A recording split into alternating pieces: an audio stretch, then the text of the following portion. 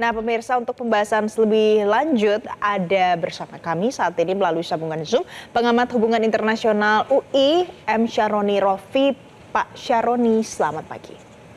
Selamat pagi Pak Syaroni. Selamat pagi Mbak Valen dan Mas Jason. Baik, terima kasih telah bergabung Pak Syaroni. Ini kita melihat bahwa eskalasi serangannya semakin meningkat. Amerika Serikat juga ikut menyerang yang terbaru. Kalau Anda melihat dengan serangan Amerika Serikat ke Iran ini, apa dampaknya kemudian yang bisa kita lihat terutama bagi negara-negara yang berada di kawasan Teluk atau di sekitar wilayah Iran tersebut? Ya, tentu eskalasi yang berlangsung paling tidak 12 hari ini membuat situasi mencekam tentu saja karena jual beli serangan antara Iran, Israel itu melintasi langit-langit negara sekitarnya. Jadi Libanon terdampak, kemudian Irak terdampak, Suriah terdampak. Jadi mereka yang sedang berseteru ini kan jaraknya berjauhan begitu. Sementara mereka jual beli serangan melalui udara sehingga warga setempat pasti melihat begitu bahwa ada rudal yang melintas di langit-langit mereka. Jadi itu situasinya. Artinya masyarakat di Timur Tengah tentu berada dalam situasi mencekam begitu. Kemudian dari sisi ekonomi pesawat-pesawat yang semestinya melayani penerbangan komersial, mereka harus memutar jalurnya lebih jauh, maka ongkos penerbangan menjadi bertambah begitu, termasuk kemarin ada usaha untuk memblokade Selat Hormuz yang pasti akan mengganggu suplai minyak global begitu. Artinya negara-negara sekitarnya imbas dari konflik antara Israel dengan Iran plus Amerika ini membuat negara sekitar begitu atau aktor di kawasan harap-harap cemas. Karena kalau eskalasi dibiarkan terus-menerus, maka tentu Timur Tengah yang akan rugi. Begitu situasinya. Pak Syaroni, beberapa waktu yang lalu, dalam hitungan jam itu ada serangan terakhir dari yang targetnya adalah di Qatar, ya kan? Nah, kemudian beberapa waktu kemudian Donald Trump yang menyampaikan melalui kanal X-nya kalau gencatan senjata sudah tercapai. Menurut Anda dengan timeline seperti itu dan situasi seperti saat ini, mungkin tidak ceasefire itu ada? Ya, kalau kita lihat timelinenya ya, jadi dalam beberapa jam yang lalu begitu sebelum ceasefire, sepertinya para pihak ini ingin mengerahkan segenap kekuatan yang dimiliki, seperti Iran gitu ya. Iran secara serius dan secara sengaja menyasar pangkalan militer Amerika yang ada di Qatar, Al-Udeid gitu ya. Dan Iran memberitahu kepada Qatar dan memberitahu kepada Amerika bahwa mereka akan menyerang dan serangan itu terjadi begitu ya. Artinya Iran memiliki kemampuan untuk menyerang. Nah, kemudian di sisi lain Israel juga terus melakukan serangan, termasuk terakhir itu ada salah satu ilmuwan Iran, ilmuwan nuklir yang terbunuh juga dengan ledakan bom yang dilakukan melalui drone gitu ya. Artinya hingga detik-detik terakhir sebelum ceasefire dideklarasikan masih ada jual beli serangan begitu ya. Hingga akhirnya Trump begitu setuju untuk ceasefire. Nah, kebetulan di sini ada peran Qatar saya kira yang memfasilitasi adanya gencatan senjata gitu ya. Jadi Qatar menghubungi Iran begitu, kemudian Israel melalui jalur Amerika begitu. Artinya hingga detik-detik akhir masih ada jual beli serangan, tetapi menurut Menlu Iran bahwa per 4 IM begitu atau jam 4 sebelum subuh gitu ya waktu Iran, secara resmi mereka menyatakan gencatan senjata dan terima kasih kepada pasukan Iran yang sudah membela mati-matian kedaulatan mereka begitu. Kemudian di sisi lain Trump juga mengatakan bahwa perang resmi berakhir dan ini bisa disebut sebagai perang 12 hari. Artinya Trump ini secara resmi menyebut ini adalah perang 12 hari dan dia mengatakan terima kasih kepada congratulate to God bless Iran, God bless Israel, God bless Amerika, God bless Middle East dan God bless the world. Jadi Trump seperti aktor yang bisa mengutak-atik Timur Tengah dan dia juga yang mendeklarasikan perang telah berakhir gitu. Gitu Mbak Vanessa. Tapi Pak Syaroni, pertanyaannya walaupun klaim itu sudah keluar dari Trump, Israel Iran juga belum mengeluarkan statement yang nampaknya senada dengan yang disampaikan oleh Trump tersebut. Ya kalau kita lihat kecenderungannya ya bahwa ketika Trump menyatakan demikian dan itu disampaikan secara resmi dan melalui kanal-kanal sosial media begitu dan dikonfirmasi oleh Menteri Luar Negeri Iran. Jadi ketika Menlu seperti Abbas Araghchi menyatakan bahwa pukul 4.00 ceasefire resmi berlaku begitu, mungkin kita bisa menyimpulkan bahwa mereka benar-benar menyetujui gencatan senjata begitu.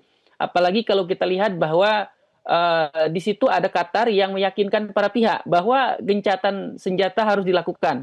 Karena Qatar memang termasuk negara yang bisa komunikasi dengan Iran, bisa komunikasi dengan Amerika dan Israel saya kira. Apalagi serangan Iran terhadap fasilitas atau airbase atau pangkalan militer Amerika itu lokasinya di Qatar, Al Udeid begitu ya. Artinya kalau kita lihat pernyataan resmi ya para pihak ini dan yang menyatakan itu adalah Menlu Iran begitu dan dari sisi Amerika dinyatakan oleh Trump, sementara dari sisi Israel begitu infonya Netanyahu meminta para menterinya tidak berkomentar. Artinya ini sepertinya gencatan senjata ini serius. Baik, tapi serangan yang terakhir ini pada saat baru saja Iran bertemu dengan Vladimir Putin, dengan Rusia. Nah, pada saat ada kondisi seperti itu, apa yang bisa kita mengerti? Apakah ada hubungannya, kemudian akhirnya ada serangan setelahnya? Ya, memang hubungan antara Iran dengan Rusia, mereka sangat baik. Hubungan mereka sangat dekat, baik sejak era Uni Soviet sampai sekarang begitu. Hubungan mereka sangat erat dan perlu kita garis bawahi bahwa pengembangan nuklir Iran itu tidak lepas dari bantuan atau asistensi dari Rusia. Saya melihat bahwa dalam konteks hari ini Rusia tidak terlalu muncul dalam urusan jual beli serangan. Jadi Rusia lebih banyak menggunakan pendekatan diplomasi dengan membantu Iran di DKPBB. Bahwa 2 hari yang lalu setelah serangan atau persis setelah serangan terjadi ada pertemuan di DKPBB dan itu request dari Iran dan request itu dibantu oleh Rusia. Jadi pertemuan DKPBB itu terjadi karena memang Iran meminta ke Rusia dan Rusia punya pengaruh di PBB. Maka dari itu rapat mendadak atau rapat darurat DKPBB terlaksana dan rekomendasinya adalah ceasefire. Nah, ke depan saya kira Iran akan selalu mengharapkan bantuan atau asistensi Rusia dalam urusan lobby-lobby di PBB. Karena kita ketahui bahwa pemain kunci di DKPBB itu ada 5. Amerika, Rusia, China, Inggris, dan Prancis. Nah, mitra Iran yang ada di DKPBB adalah China dan Rusia. Begitu. Jadi kedekatan Iran dengan Rusia akan membantu Iran untuk bisa berbicara banyak di DKPBB dan memastikan bahwa mereka tidak dihukum atau mereka mendapatkan perlakuan yang baik. Gitu. Mas Syaroni, kita berbicara soal dampak yang paling jelas yang mungkin kita bisa sama-sama antisipasi adalah adanya indikasi dari Iran untuk menutup Selat Hormuz. Itu disampaikan pada saat perbincangan di parlemen Iran, walaupun memang belum secara resmi, tapi ada indikasi yang mengarah ke sana. Apa dampaknya ketika memang Selat Hormuz ini yang sebagai jalur minyak dunia ini ditutup, dan Indonesia sendiri apa yang bisa terasa nantinya dampaknya, Pak Syaroni? Ya, bahwa Selat Hormuz adalah selat yang banyak dilalui kapal-kapal tanker yang mengangkut minyak dari Timur Tengah, dari Saudi, dari Kuwait, dan sekitarnya. Bahwa Timur Tengah ini memiliki kontribusi paling tidak 40-50% energi global. Jadi kalau 40% energi itu diganggu suplainya, maka proses industrialisasi terganggu. Karena China, Jepang, Korea, dan negara-negara industri itu kan mengandalkan energi dari Timur Tengah. Termasuk Indonesia saya kira, karena Indonesia kan importir. Jadi Indonesia sebagai importir minyak mentah dari luar negeri, sudah pasti mengandalkan suplainya salah satunya dari Timur Tengah. Jadi kalau suplai terganggu dan harga minyak meningkat, maka itu akan mempengaruhi APBN kita saya kira, Mas Jason. Karena APBN kita kan berpatokan pada harga yang di kisaran 70 atau 70 sampai 80 US dollar per barel. Tiba-tiba kalau supply terhambat, maka harga minyak bisa naik menjadi 110 US dollar per barel seperti prediksi Pak Syaroni, Goldman Sachs. Artinya Indonesia terdampak. Kalau kemarin kita lihat Donald Trump mengatakan ini kan sudah gencatan senjata. Apakah ancaman bahaya tersebut sebenarnya masih ada atau tertunda atau jadi tidak ada dengan alasan gencatan senjata itu? Oke, jadi memang kalau kita bicara ceasefire, gencatan senjata itu adalah komitmen negara yang sedang berkonflik atau terlibat perang untuk berhenti untuk tidak menyerang satu sama lain. Nah, itu tergantung negara berapa lama ceasefire itu disepakati.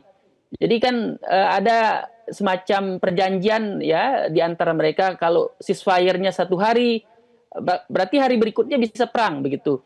Maka dari itu kita lihat saja ke depan ini bahwa apakah ceasefire ini terus-menerus begitu, atau dalam 2 hari ke depan Israel dengan Iran saling serang. Itu bisa saja terjadi karena kan ceasefire itu adalah usaha untuk menghentikan perang sementara, gitu ya. Dan tidak menutup kemungkinan kalau para pihak merasa tidak puas, ya mereka akan turun ke langgang lagi, gitu ya. Jadi makanya Trump kalau kita lihat narasinya itu, dia menggunakan terminologi perdamaian melalui kekuatan, begitu ya. Jadi Trump ini menganggap bahwa Iran dan Israel ini seperti 2 petarung yang sedang berada di gelanggang tinju gitu. Mereka punya stamina, mereka punya kekuatan, dan sekarang mereka sedang ceasefire.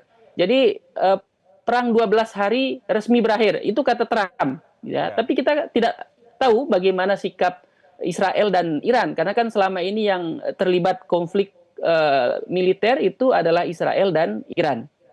Demikian, Mbak. Berarti kalau dari pemaparan Pak Syaroni tadi sebenarnya quote-unquote masih harap-harap cemas. Tapi yang kita harapkan sebenarnya adalah bagaimana kemudian ini bisa dibawa ke forum internasional dan kemudian upaya diplomasi yang lebih dikedepankan daripada militernya. Terima kasih pengamat hubungan internasional UI M. Syaroni Rofi'i telah bergabung bersama kami di Selamat Pagi Indonesia. Terima kasih Pak Syaroni.